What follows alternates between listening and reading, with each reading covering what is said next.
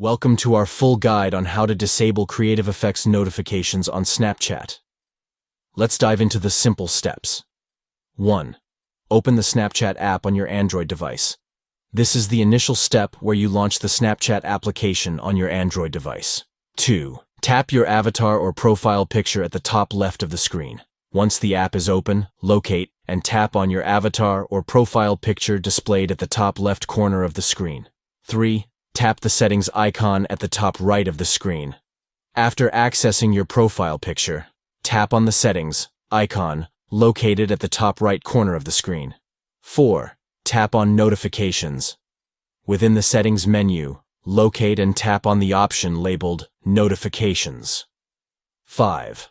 Unmark the option for creative effects. Within the notification settings, find the specific setting related to creative effects and unmark or disable this option. By following these steps, you can easily manage your notifications and customize your Snapchat experience.